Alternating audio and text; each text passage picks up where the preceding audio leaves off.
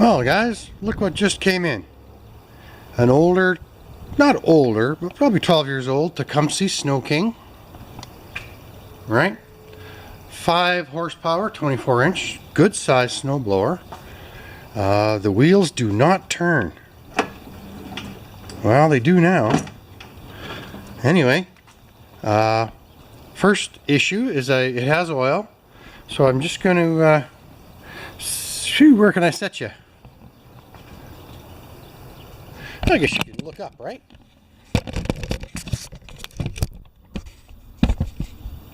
Can you see any of this? Yes, you can. So it's a weird angle, and we're just going to see if we can. It won't start by pulling it. I'm sure the carburetor is clogged. And let's just turn it over and see how we do. We'll choke it first. I took the cover off.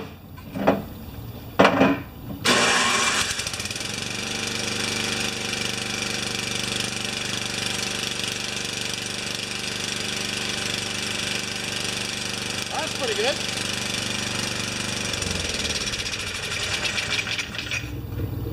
Well, there you go. Full choke and it runs.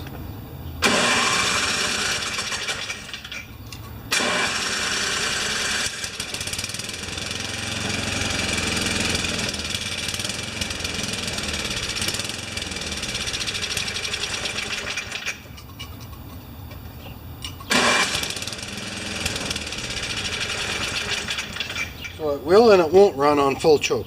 I did have it running a little bit earlier, just by squirting my prime gas into there, right? My primer gas. You guys have seen that. So now I want to make sure. We found it online at one of those giveaway buy and sell sites, and now I just want to see if I can get the wheels rolling, so that maybe it's not as drastically wrong as we think.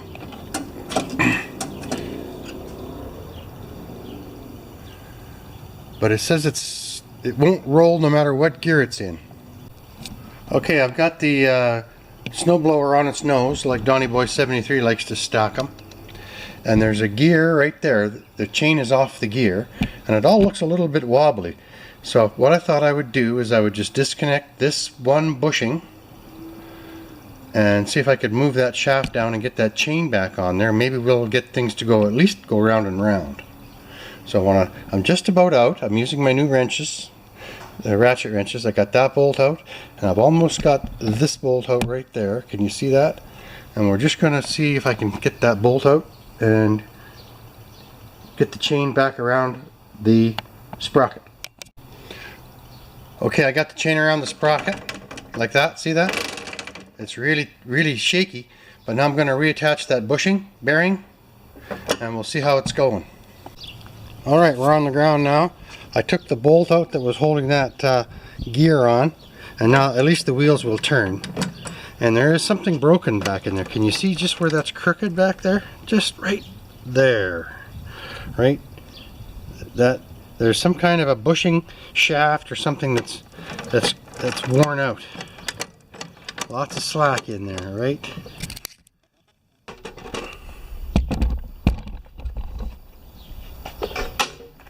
Oh, nothing's easy, guys. Anybody who criticizes should just film 1 hour of YouTube.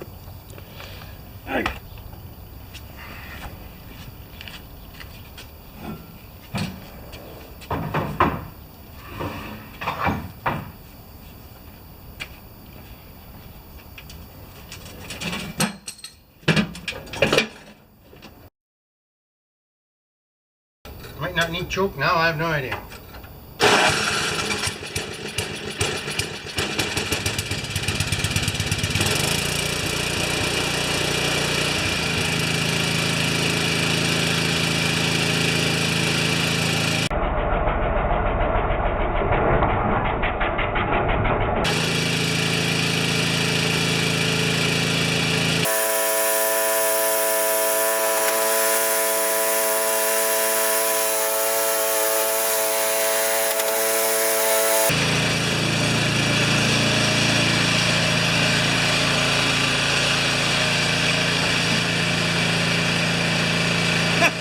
It's all right.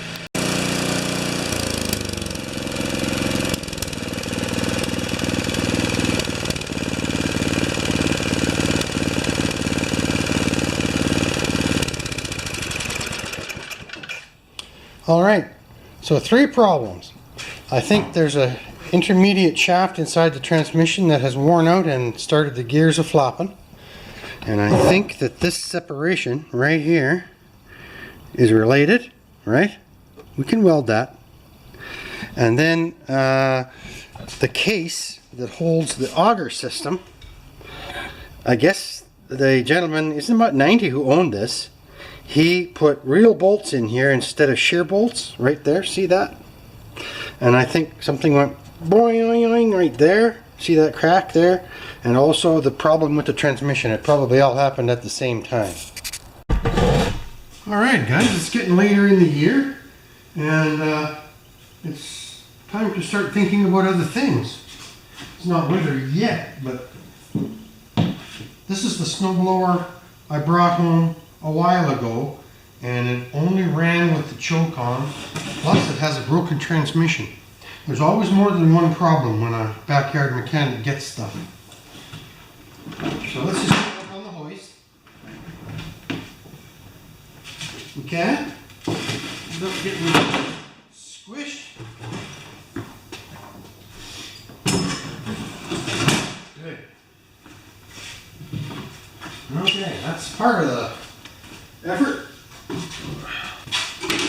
Okay, get this baby turned around and get it back up.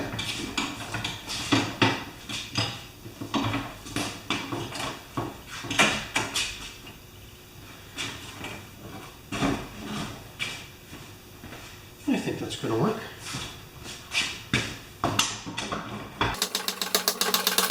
Well, normally I pump these all the way up, but this one's probably only going to have to go up high enough for us to work on that carburetor, right? I think that's about right. So, I've got the ultrasonic cleaner warming up, and we're going to take this carburetor off of here.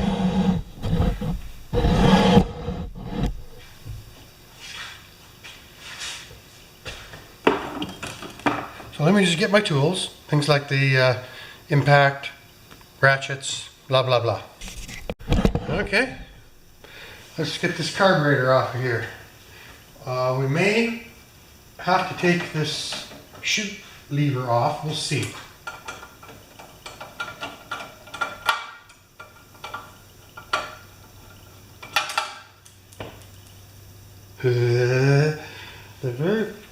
Dropped something the first minute in. Got it. Yeah, let's use Bob's tray.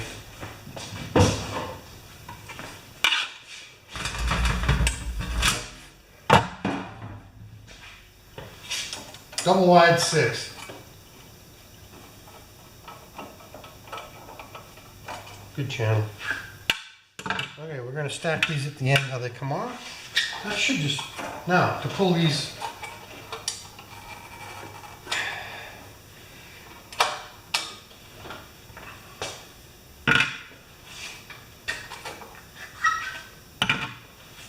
yeah, that should just come off there now.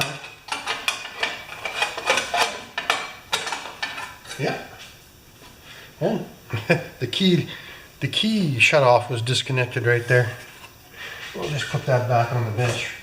You know what that's for. Alright, now I don't know if you guys heard this thing surge. But it would only run with the choke on full. So I guess I could show you that. Alright, I've just decided to go straight for it. I'm out of gas. I don't want to put more gas in it. So the gas must have leaked out. In fact, you can see stains down here. So it needs a bath. So first thing, fuel line. Sorry about that. You with me? Yes, sirree. So fuel line. I'll just bring you in here and show you what I'm going to do, and then we'll put you back up there. We're going to disconnect the fuel line, the primer bulb line, and then we'll take these two bolts off the intake manifold. That's easier than taking these bolts off the carburetor, and the carburetor should just pull right off. Fuel line. Maybe I'll do the primer bulb first. It wants to come off. So. Excusing me, I'm in the way. I know what I'll do. Use my head. Just because you guys give me such a rough time about spilling gas.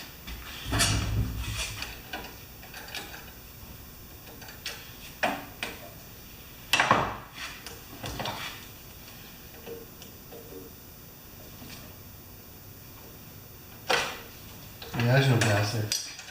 Alright, now we're going to use this, if we can.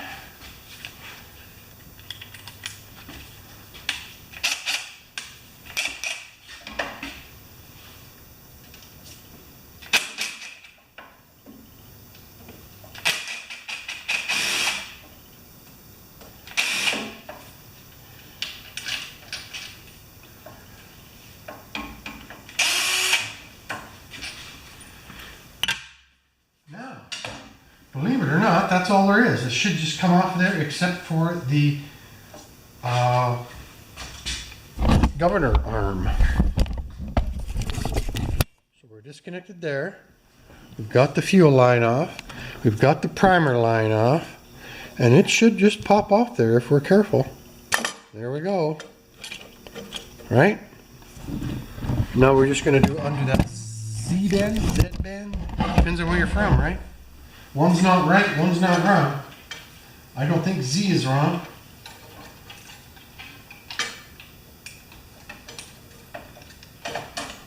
There we go. Good thing. Keep track of that. Don't lose it. That's the governor arm.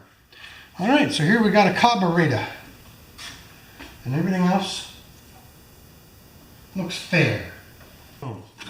Okay, we're going to need a 3/8. And this is where I'm learning to use this a little bit more. I'm learning to use this a little bit more.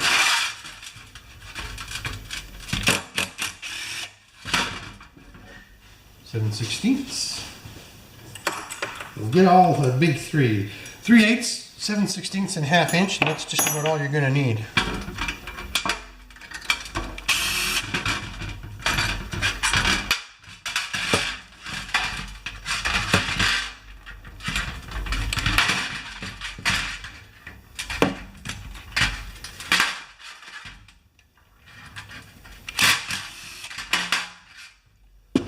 Okay. 1, 2, 3, 4.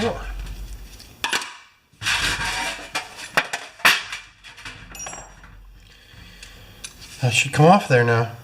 There we go. Gently, boy. Don't wreck the gasket. Although I've got lots of those. Okay, now we're getting somewhere.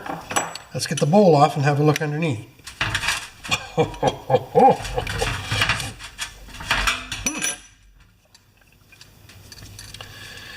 Yeah. I'm going to take this off just to make more room. Maybe. 1 second. Use the tools, Bruce. Use the force, Bruce.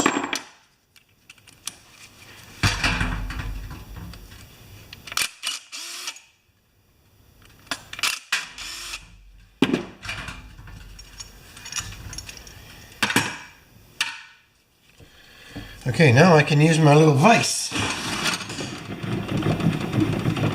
There was a reason to that madness. I'll show you. If you guys can't see what I'm up to, I'll just show you in a second.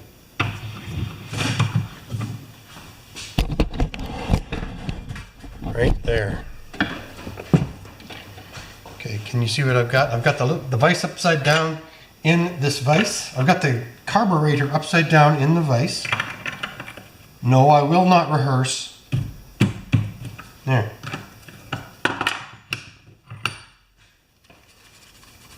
Back down.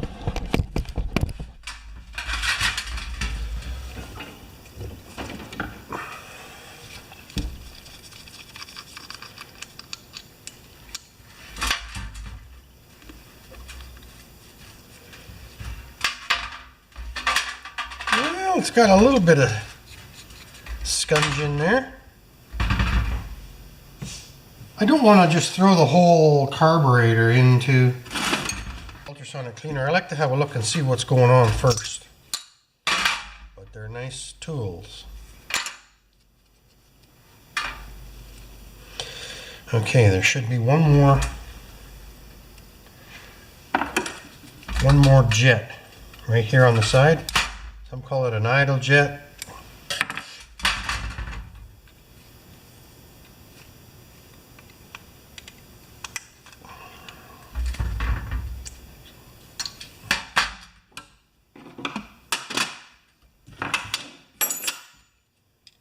Are you with me? Yes, you are.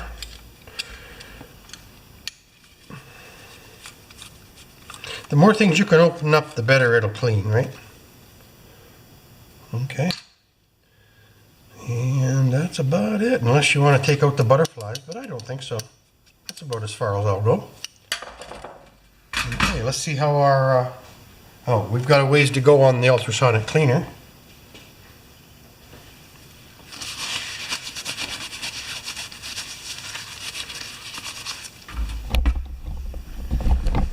It's only up to 30 degrees Celsius.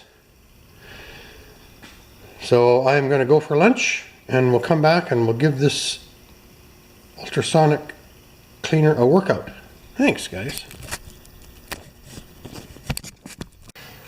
And I think the ultrasonic cleaner is ready to go. So let's just head over there.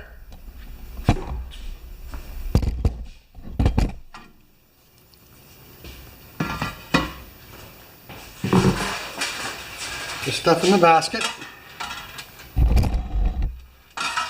Carburetor.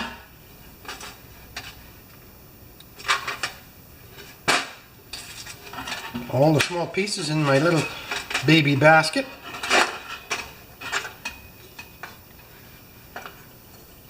I'll dip this in.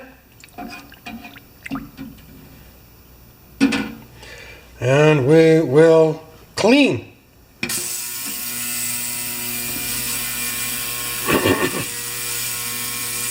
Ooh, it's really going. Now my cleaner's not as clean as it was a little while ago, but that's fun, eh? So while that's buzzing away, we can do a few things. Now this is the primer tube. I'm going to just cut it off because it was damaged at the end of the tube. And I'm going to just close the end of the primer button and see if we have suction.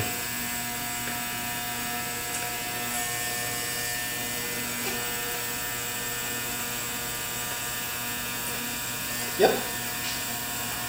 Not fancy. So now I think we are going to have to change our emphasis to what's wrong with the snowblower. And there is lots wrong with this snowblower. Lots wrong. Once we get the motor running, I'm going to take it off of the engine and we are going to work on the case, the frame, whatever you want to call it. Now I'll bring this in here like this, looking down on it.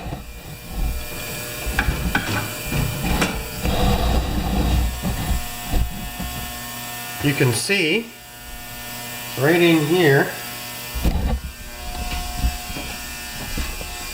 right along the back there, and over here it's let go. So that might be the first weld we attempt to fix. And I'm not sure if I'm going to take it all apart or if I'm going to weld it in place. Now you can see, watch my finger, right here, that was welded there, but it's still welded there. Just like over there, down at the bottom. So it's a touchy situation. I gotta do a little bit of thinning. I'll do the thinning around here, Bubba Louie. Alright, I'm gonna take these little feet off.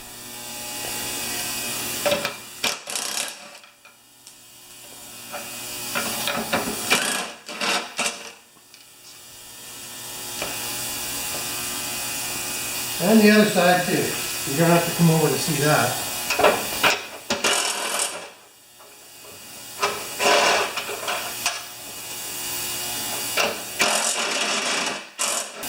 Now I'm going to get my, what do you call the clamps that, the pipe clamp, and I'm going to see if I can pipe clamp this together, but I'm going to buff the rust first. So I'm going to use my wire brush, and if you see right down in there, the rust right there,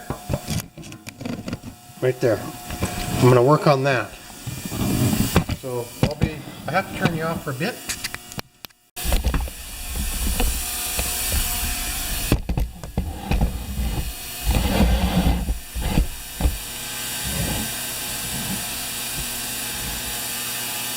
Okay, I'm trying to get this rust off the edge down here, and it's really hard to reach and hard to see. I can hardly see it.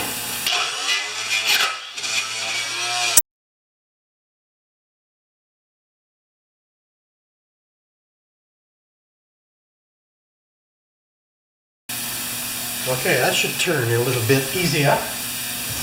Now I wonder if I can bring you guys in here and show you.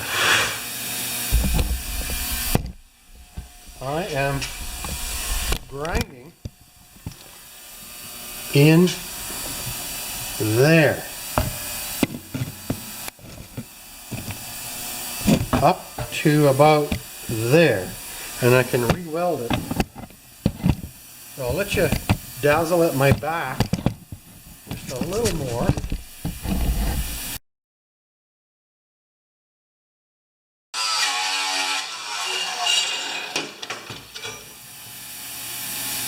Good. I'm going to do a tiny bit of wire brush, but when I put the pipe clamp on there to hold it together, it will come a long way. Metal against metal. Let me go get that pipe clamp. Alright, pipe clamp. Stick it back in here. Well, it's going to take some fiddling. I'll come back and show you. So I got the pipe on one side and the pipe on the other, and I want to squeeze that housing together. Alright my friends, lots going on.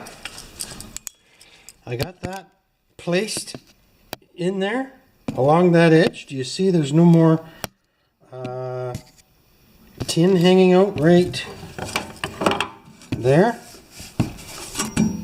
I can weld that. And I can weld it back here too, right there. Might have to wire brush that a little bit more.